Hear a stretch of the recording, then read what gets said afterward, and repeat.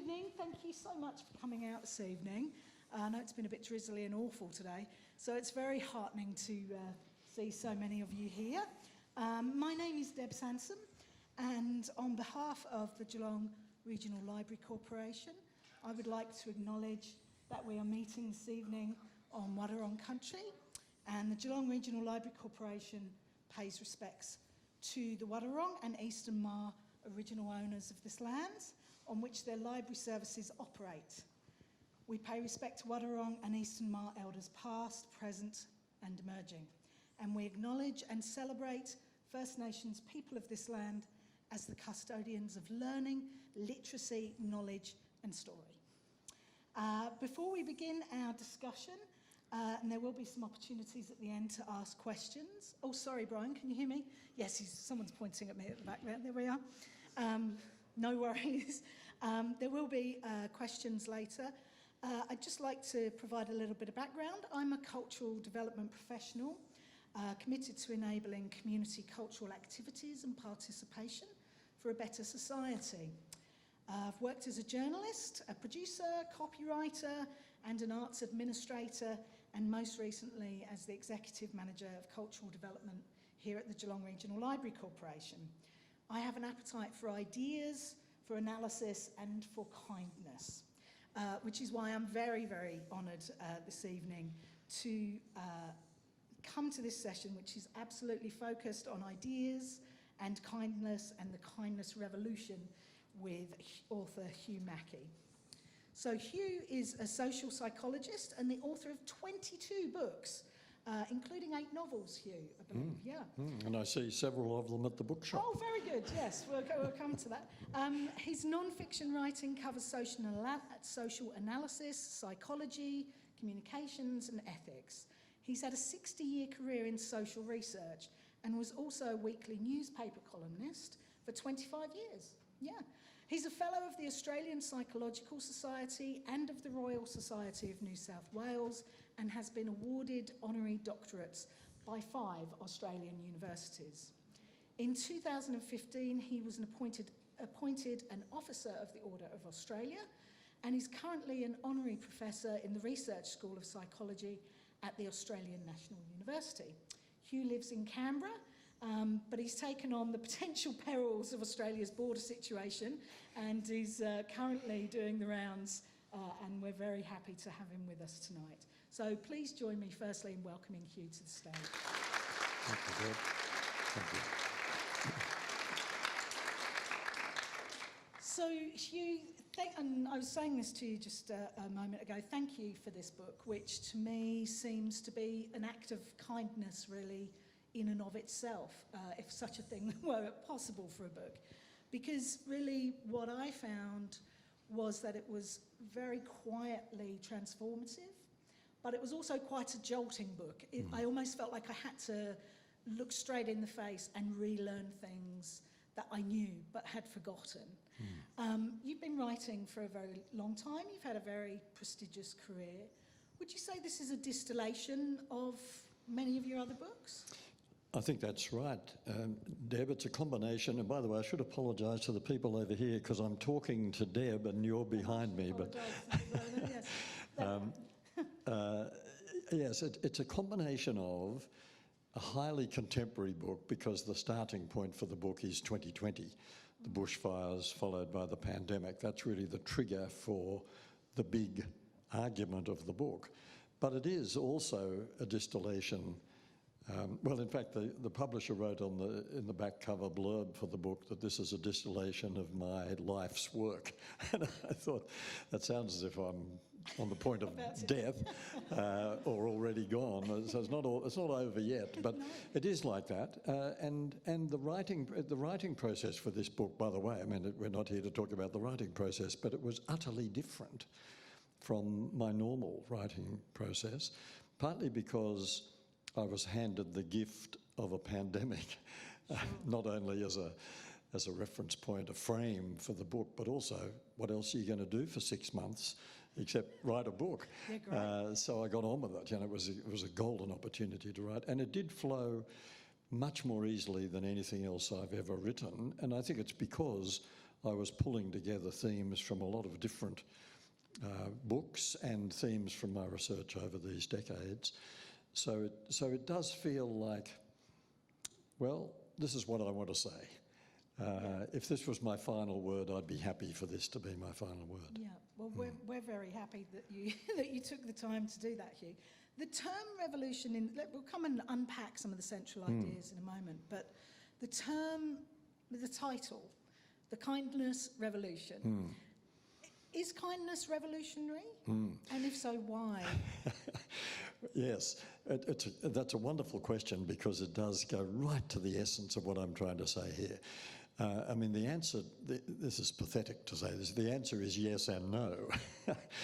Kindness is not revolutionary in the sense that we humans are inherently kind. We belong to a social species, and now that neuroscientists can peep into our brains in the way that mere psychologists could previously just imagine, neuroscientists are saying to us, there's actually a cooperative centre in the brain. In other words, we're hardwired to cooperate, which means our natural human tendency is to create social harmony, to establish families, neighbourhoods, groups, workplaces, schools, all kinds of groups and communities that will sustain us and nurture us and give us that all-important sense of belonging, which is so vital to our mental health and emotional health. And how do we create the social harmony that is the essence of our cooperative nature? And the answer is through kindness, through treating each other kindly and respectfully. So that is the essential, I think that's the loveliest thing to say about this species that we belong to, that it's our greatest asset. We are actually wired to be kind because we need social harmony, because we need groups and communities to sustain us. But it's revolutionary because the fact that we have this asset, we have this predisposition, we have this capacity built into us, we all know doesn't mean that we're always kind. No. There are lots of times when that tendency is swept aside by ego-driven impulses, by our personal agendas, our personal ambition, by competitive urges that sometimes overwhelm us. And it's also revolutionary because to act more kindly is to act in a more communitarian, cooperative way. And that runs counter to what's been happening to Australian society, certainly for the last quarter century, for most of the last half century, in fact. The story of what's happened, and not just Australia, many Western societies, the same story, but let's just think about Australia. The story of what's been happening to Australia, really since the 70s, has been a story of social changes that have been quite radical and cumulatively have had the effect of making us a more fragmented, more individualistic society. Things like our shrinking households, our high rate of relationship breakdown, our extreme busyness. You know, we're now, busyness has become a social virtue in Australia. We greet each other by saying, "How are you going? Busy, Deb? You busy? Come on, are you busy or are you dead? Which is it?" You know, the switch can only be on or off. This all changed during the pandemic, by the way, but that's busyness is the great enemy of social cohesion. It's a self-absorbed preoccupation, our busyness. Plus, of course, our embrace of information technology at the expense of face-to-face communication too often, and many other factors. I mean, that's just a short list. But put all that together, and what's happened is social cohesion has suffered.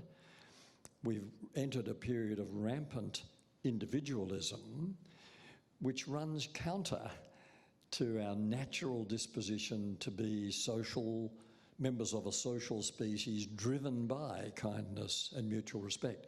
So what I'm really saying, sorry this is such a long answer to your question, but it's a key question. What I'm really saying is we have the disposition, it can easily be stifled, but in 2020 we were handed it was one of those magic moments, not pleasant, in fact awful for many people who had health issues arising from COVID-19 or who had terrible economic hardship arising from the lockdowns and so on. So it wasn't good, didn't feel good, felt bad. But the consequence is, it's one of those moments in our history where we've had such a disruption that there's such a crisis, that there's an opportunity to say, well, during the crisis, during the disruption, we were forced to be a bit more introspective. We were forced to think about what's really important, as people usually are in a crisis, whether it's fires, floods, or personal life-threatening illness, or a retrenchment, or a relationship breakdown, or anything. At these moments of crisis, we often do think, okay, what's really important? What do I really believe in? What values do I really espouse? What are my priorities? Let's reset, let's rethink. So on a national scale, we've got an opportunity to do that. And what I'm saying really is, let's not waste the crisis. Let's turn the crisis into a revolution. So, I mean, kindness seems like a soft word. Revolution seems like a tough word. It does. Put them together. And what I'm saying is, let's be a bit radical about this. Let's grab the moment and say, well, we know it's in our power to be kind of. Samuel Johnson wrote about 250 years ago, one of the wisest things he ever wrote: kindness is in our power even when fondness is not. We don't have to like people in order to be kind to them.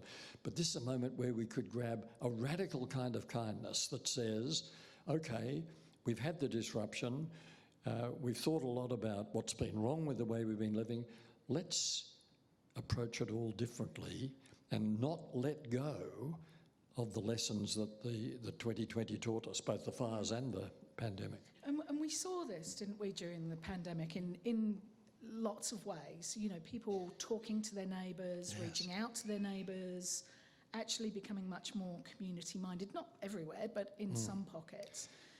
And now that we're post-pandemic, kind of, whether we will ever be post-pandemic, I don't know, but how do we hang on to that? How do we hang on to those moments? Do we just continue to make that extra bit of effort, to make that, you know, what can we do? Well, you just made an interesting comment about how we behaved typically during the pandemic. Much more attention, typically, around Australia, much more attention to the local neighbourhood, to the people that we live amongst. And in our major cities, we had, as part of this previous social evolutionary process, we'd paid less and less attention to the role of neighbour. I even heard another social researcher saying in the media a couple of years ago, I don't know my neighbours, I don't need to know my neighbours, I've got friends, I've got family, I've got colleagues, why does it matter who I live next to? Well, when there's a crisis, it does matter, because we're social animals. We need these groups and communities, and the one we need most, apart from our immediate family, is our neighbourhood. That's where you go in a crisis. Now, some cynical people have said, we behaved so well during the pandemic because we were forced to. There were regulations. You know, we had to stay home, or we had to wear masks, we had to observe 1.5 metres distance and so on. That's true. That got us going. But as you've just remarked, what happened beyond that was spectacular, wonderful. It was people saying, gee, that old bloke at the end of the street, you know, I haven't seen him. I wonder if he's okay. I'll just go and see if he needs something done. I was, let me just tell you a couple of quick stories that illustrate how far beyond the regulations we went, and I'm sure everyone's got dozens of stories of this happening in Geelong. The first thing that struck me very early in the lockdown, I found myself in a webinar. Now, I don't know if you've ever been in a webinar. It's a word that should have been strangled at birth, but we know what it means. It's an online seminar. So in this webinar, as usual with webinars, I was siphoned off into a little chat room with two young blokes, both in their early 30s, one in Melbourne, one in Sydney, and coincidentally they had both just moved house before the lockdown. Right. So they found themselves in new accommodation, flats, in a street where they knew no one. So what did they do? I mean, again, just coincidentally, they didn't know each other, but they each told their story, and it was the same story. They wrote little notes saying, I'm new to the street, I don't know anyone, but here's my phone number. If you want to give me a call, I'm happy to do anything. You need some shopping or prescriptions collected, or if you need me to mow your lawn or something, just give us a call. And they put these notes in the letterbox of everyone in their street. Now, would they have done that if there hadn't been a lockdown? Probably not, no. I think 100% certain they wouldn't have. Yeah. And they probably would have just gone on with their lives, not paying much attention to the neighbourhood, and the neighbourhood not paying much attention to them, because that's the point we'd got to. The other little story, slightly different. It was a Melbourne story. A friend of mine who's a grandmother reported that during the lockdown, she and her daughter and granddaughter, her 2-year-old granddaughter, went to the farmer's market every Saturday morning, bought a bag of oranges, marched up and down the street with the little girl, the 2-year-old, offering an orange to everyone. Would you like an orange? And of course everyone said, yes, thank you, I'll have an orange. And next week they were around again with another orange. And this went on all through the lockdown. They stopped distributing oranges once the lockdown was over. Could get costly on the it of course had a huge impact on the street. Everyone was smiling and waving. They all know this little girl and the mother and the grandmother. So that, again, would they have just spontaneously said, hey, let's give oranges out? No. So this is the sort of thing that happens when there's a crisis. When the fires were on, people just without a backward glance, without a second thought, rushed to see what they could do to help. That's what we do. And we think of things like putting notes in people's letterboxes and so on. Some apartment blocks, including the one I live in Canberra, had balcony choirs. People organised little picnics in the park in their street. All sorts of things went on that would not previously have gone on. Now, to come to the point of your question, having done all this, what are we going to do next? Yes.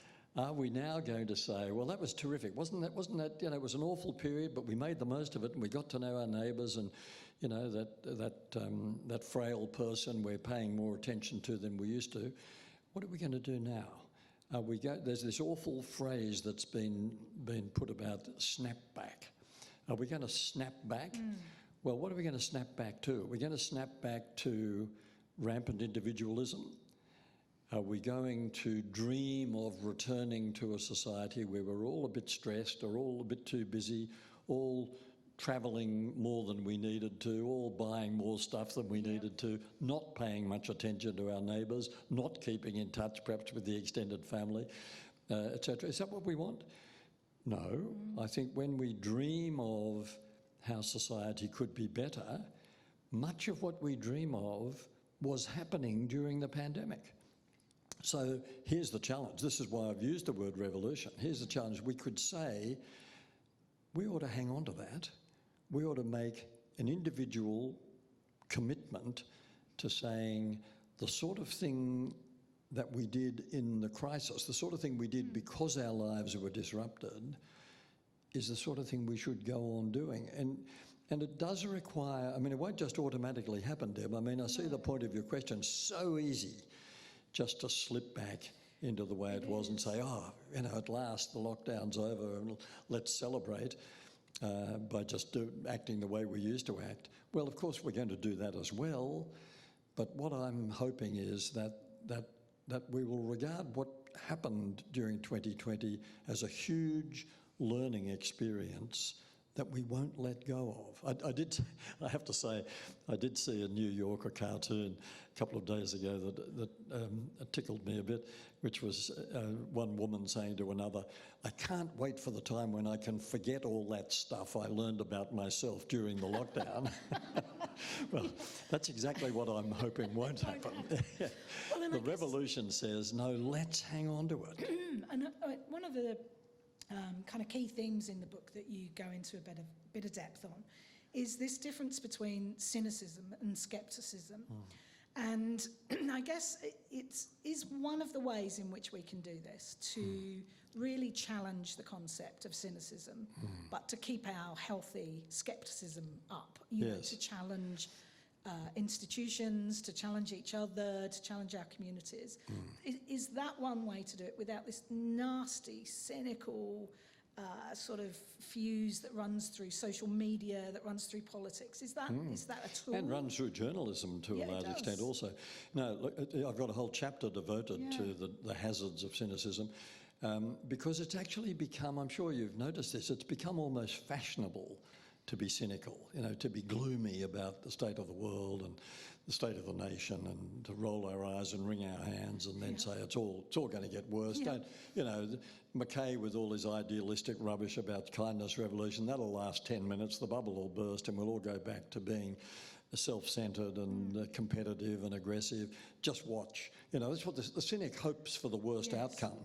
The cynic is sneering. The cynic is very, very scathing about concepts like kindness, not interested in the idea that we're hardwired for it. The sceptic, I'm perfectly happy with skeptics. They're people who are saying, well, we'll reserve judgment, you know, we'll keep the door open. But cynicism is a really dangerous social cancer.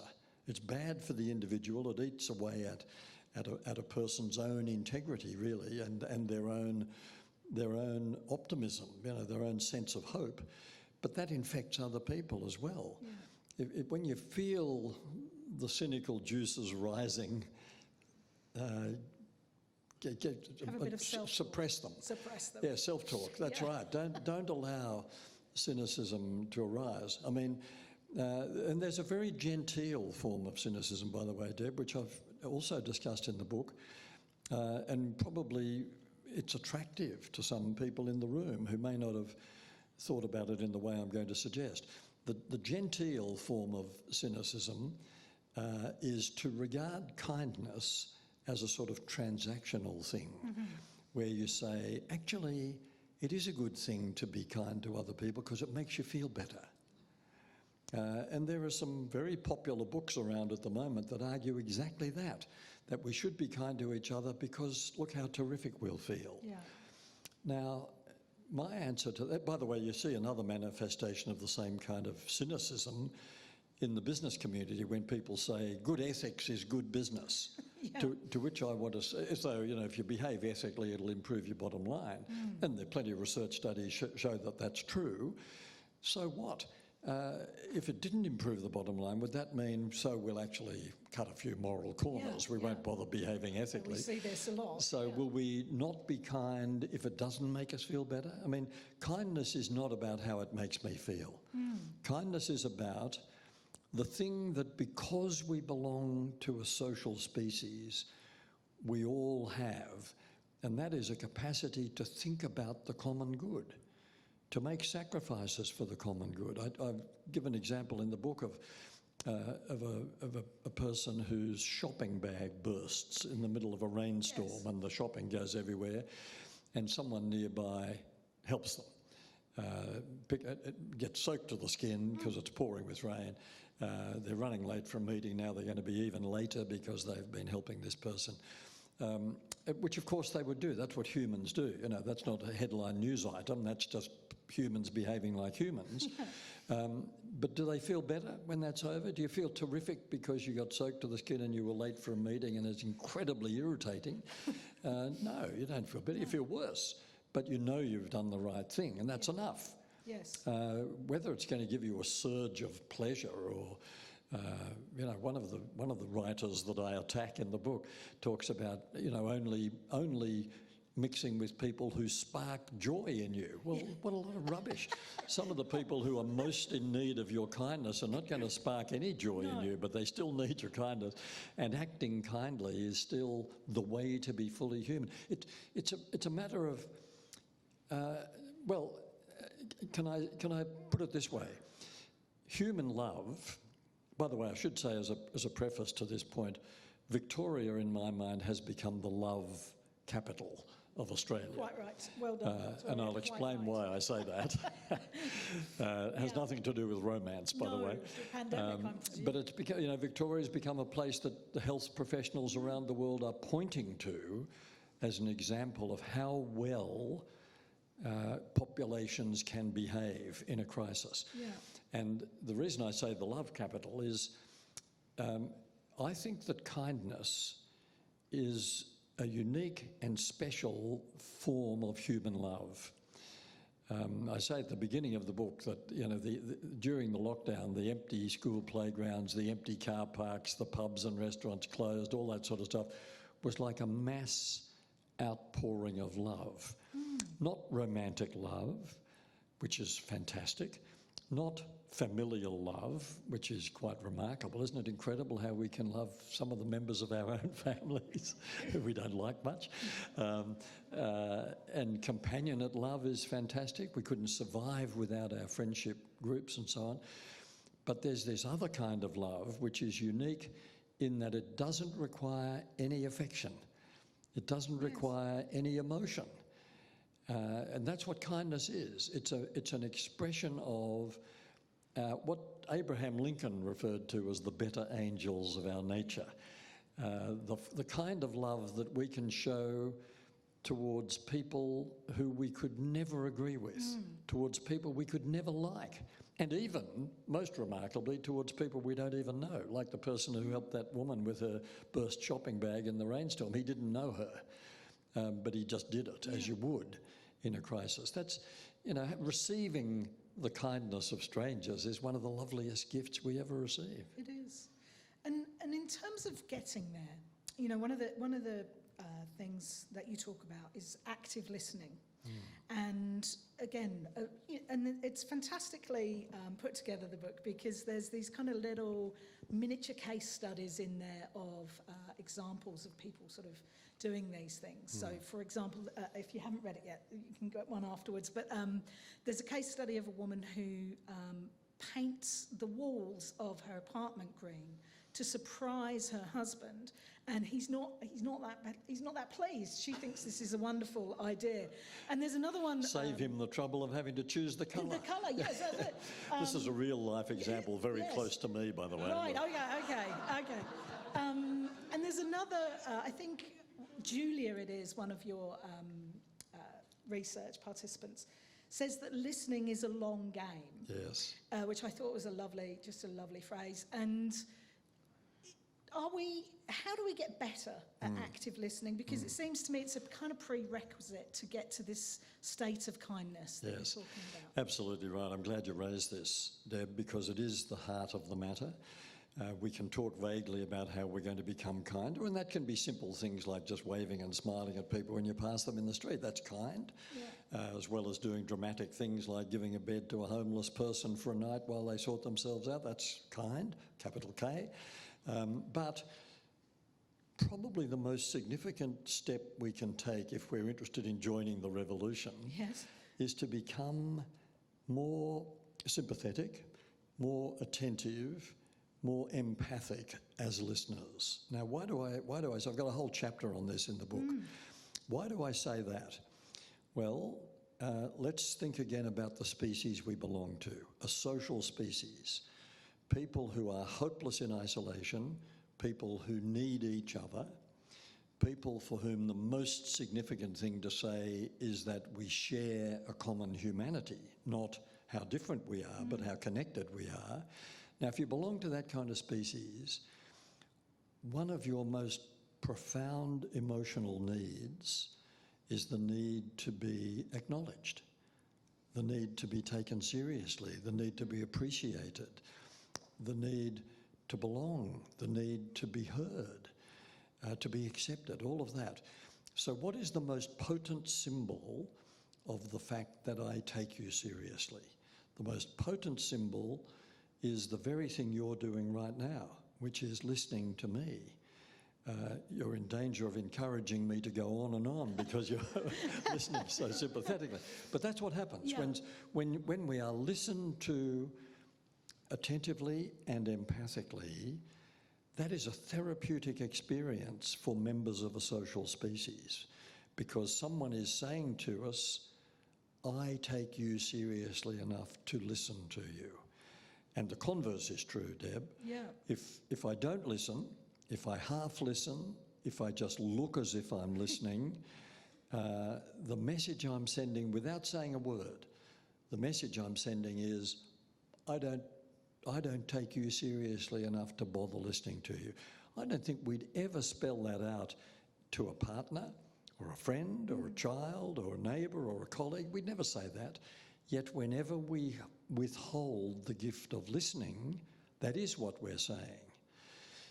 Now it's a challenge. I mean, it is a revolutionary step to say I'm going to commit myself to being a listener, because it does entail quite a significant mental leap.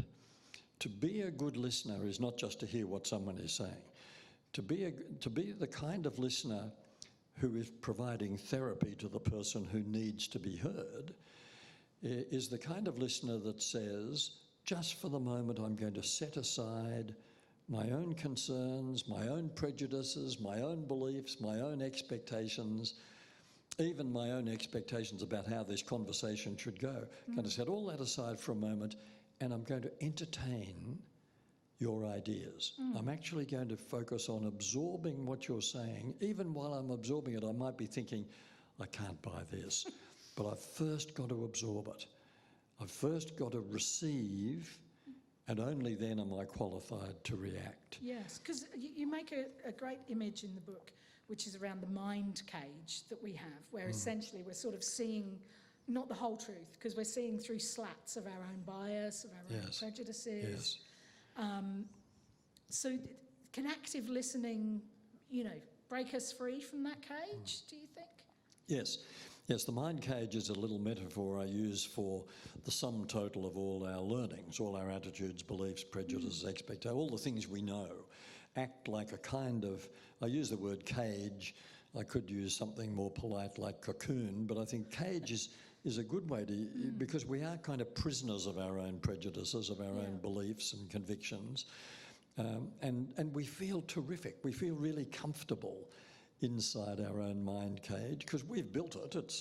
It's the conclusions we've come to. It's our world view in a way.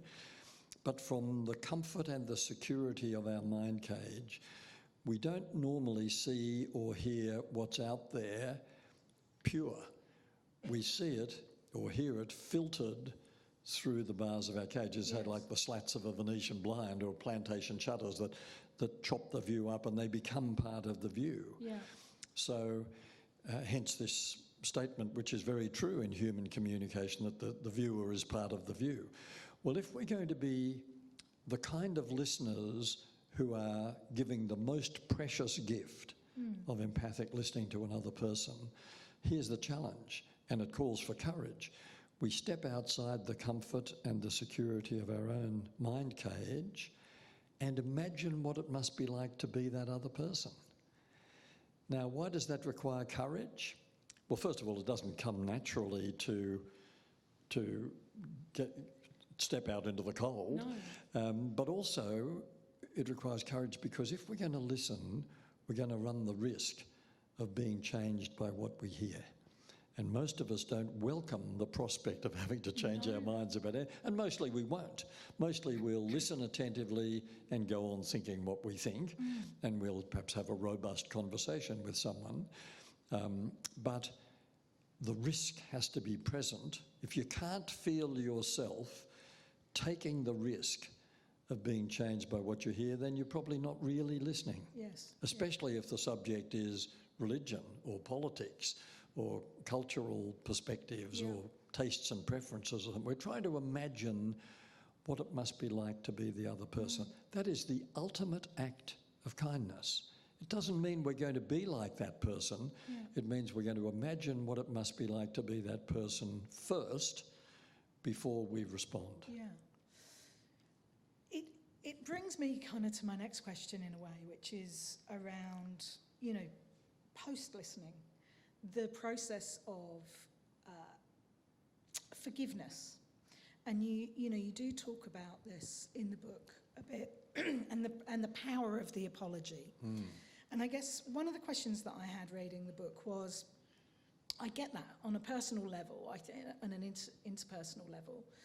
I suppose when it comes to sort of more mass, culture as a mass, you know, the issue of forgiveness in Australia is incredibly fraught. And I wonder, you know, what your thoughts are on, for example, First Nations people and the relationship with forgiveness. Can we really expect to be forgiven? You know, it might be possible at the micro level. Is it possible, you know, at a societal level? Yeah, it's a fascinating question, and I think just first of all, the absolutely clear answer that I have to the specific answer to the question is no, we can never expect to be forgiven. No. But I describe in the book the sort of holy trinity of kindness is listening, apologising and forgiving. So we listen attentively to each other, that's a gift, that's a therapeutic experience. We apologise freely when we know we've wronged or offended someone else, and we mean it with humility and remorse.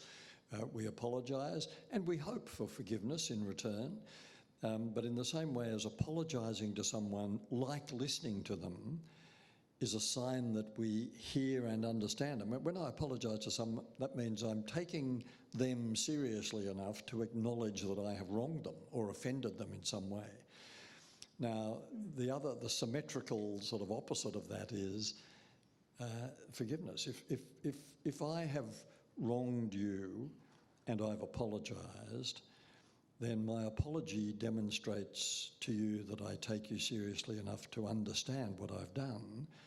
If now you will forgive me, that will be an even more dramatic demonstration to me that you have taken me seriously, that you have heard, understood and accepted my apology, and that you know I'm feeling rotten about what I've done, and that your forgiveness would be a liberating experience.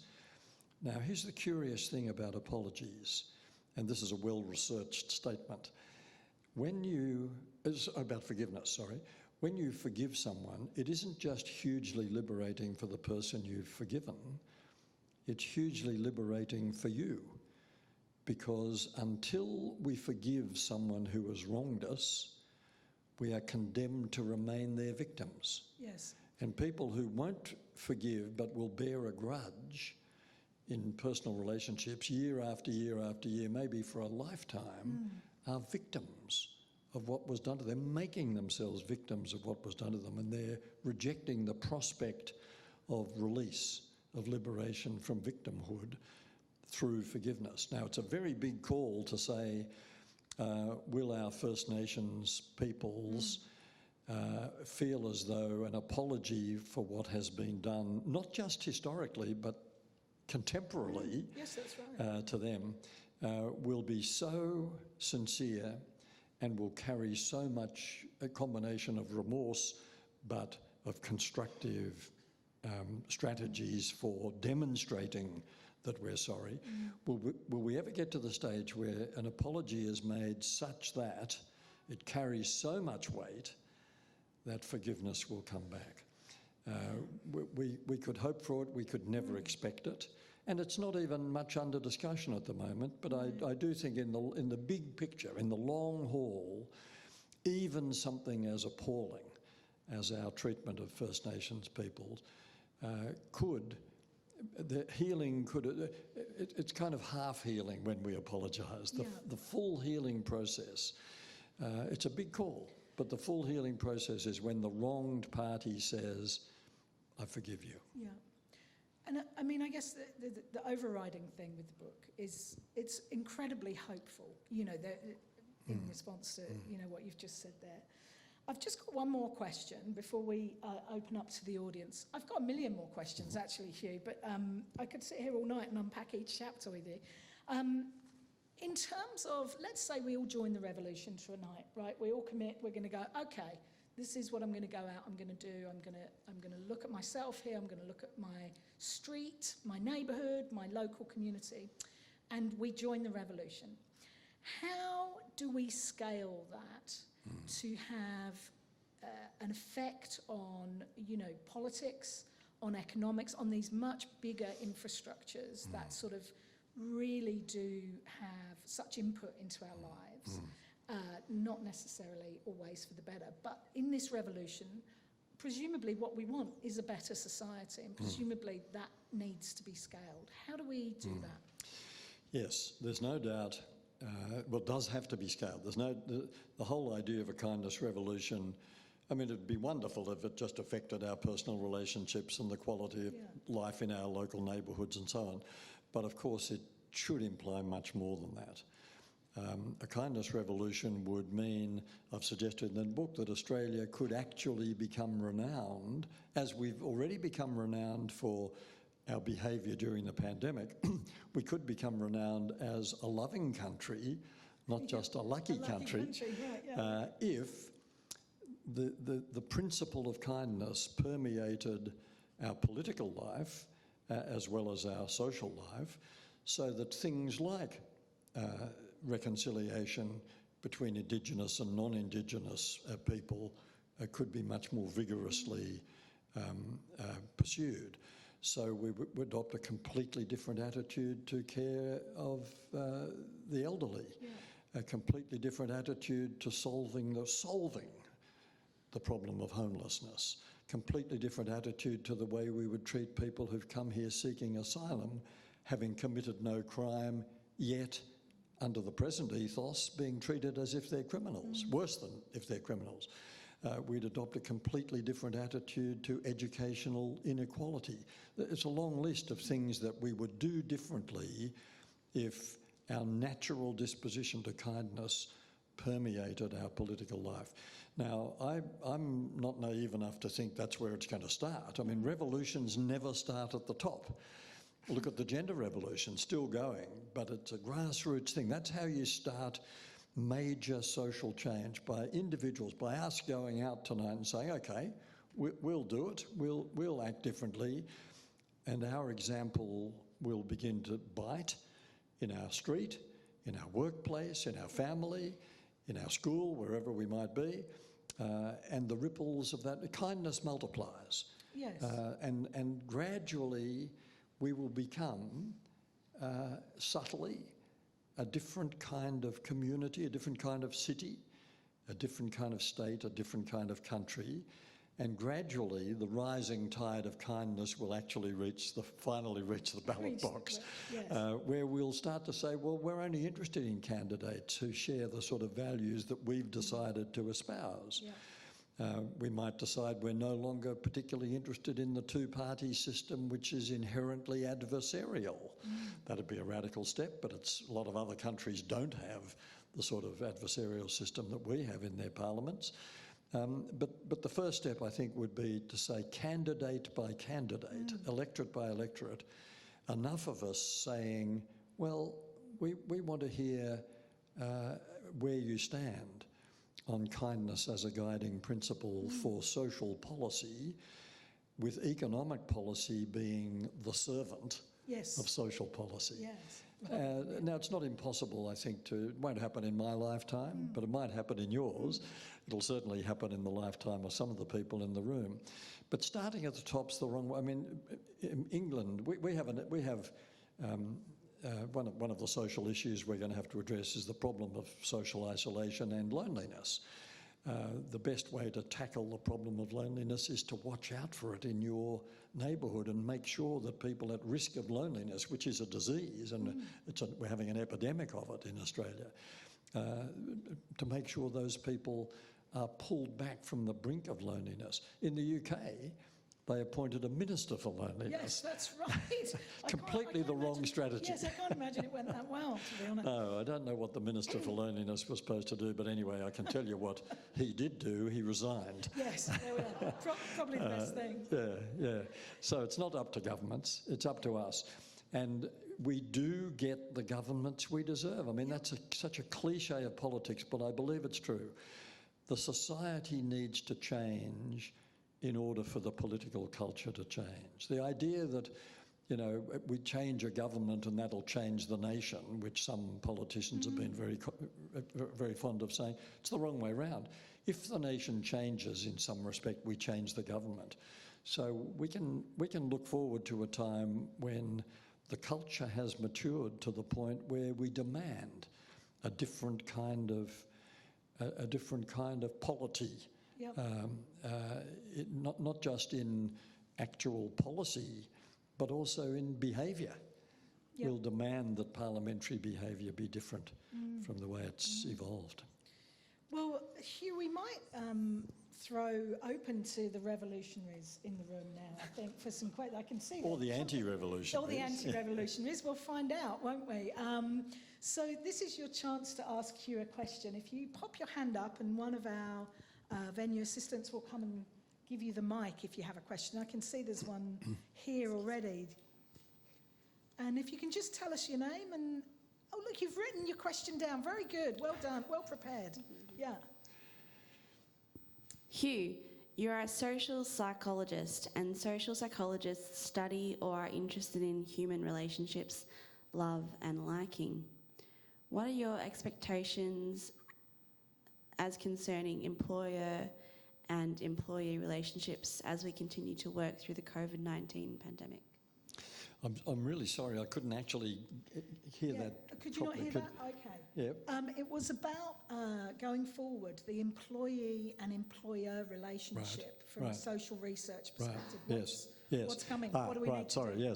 Yes, excellent question, because of course there is a revolution happening in a lot of workplaces right now. Major corporations around the world are downsizing their office accommodation in anticipation of a revolutionary approach to more flexible among people who go to work in an office. I mean, there are plenty of people who go to work in other ways who don't have this flexibility.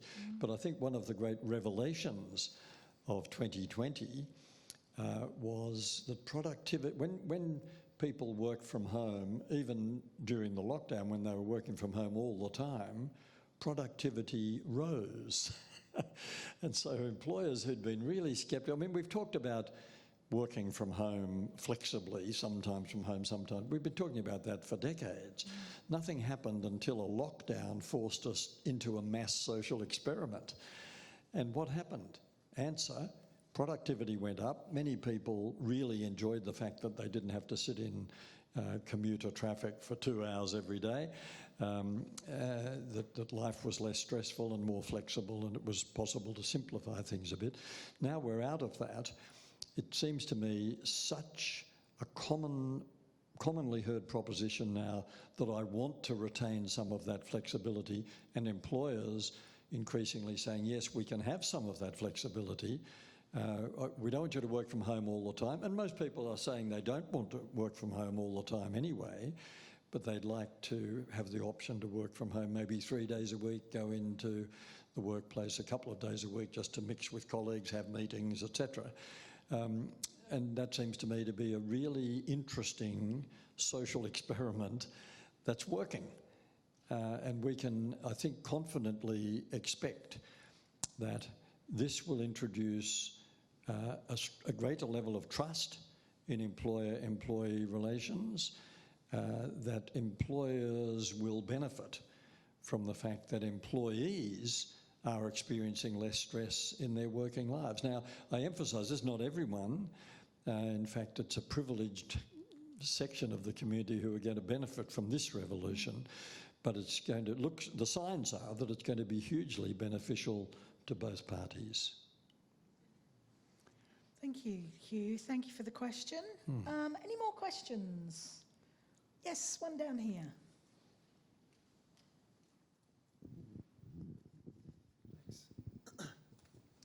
Hi, I was wondering, what do you suggest we do to help people move past transactional kindness when they don't actually do it just for an incentive, even though you mentioned earlier, inherently we should be helping other people just for community benefit. But more and more in society, I feel like we see people only doing kind things when they can see it's either going to reflect positively on them from a social or financial kind of perspective. Yes. So how would you work past that? Yes. Thank you. Yes, thanks for the question. And your observation is completely accurate. And it's very consistent with the thing that Deb and I were talking about, the social trends of the last 50 years have pushed us in that way. When we become more individualistic, then we do become more transactional in the way we think about even things like acts of kindness. What's in it for me? People, you know, if someone's asked to volunteer, do something at a local school. Are you paid for working at the school tuck shop? People say, in the research business, particularly in qualitative research, where people would previously volunteer happily to take part in a research project. Now they expect to be paid to take part in it. So there's been a massive culture shift in that direction. So I know that I hope it's not naive. I know it's very ambitious and very optimistic to hope that we can turn that ship around, but I think we can. And I think that's why I think we should seize the disruptions of the pandemic to say, well, actually, we were behaving kindly to people, not with the hope of getting anything out of it. It just came naturally to us, as it always does in a crisis. It's interesting. I was talking to a retired American academic just a few days ago who had worked in London in the early 1950s, and he said he was initially shocked by the number of British people, English people, who said to him, "We really miss the war." And he thought, how could you miss the war? You know, you don't. And of course, they didn't miss the bombs, they didn't miss the rubble and the death and the destruction. What they missed was pure altruism at work. Communities just people just looking out for each other without a backward glance. Now, this is our moment. We haven't had to go through a war to have the example pushed into our faces. This is the moment to say, look, this is not remarkable. This is not something we have to calculate. This is in us.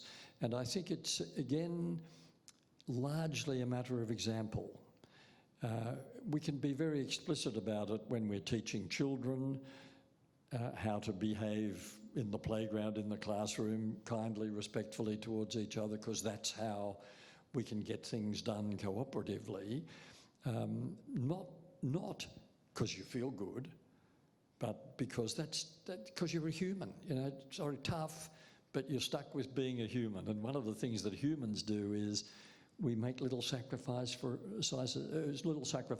each other with no prospect of getting a benefit.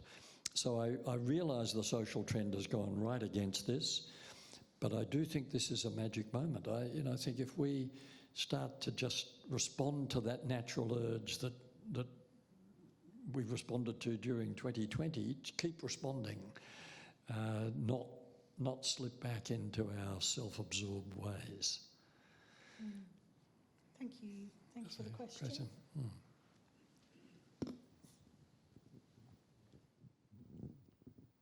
Do you see the kindness revolution helping us overcome identity politics that seems to be pervading at the moment? Thank you for that. A wonderful question. And that again relates to the conversation we were having just before we opened it up for questions.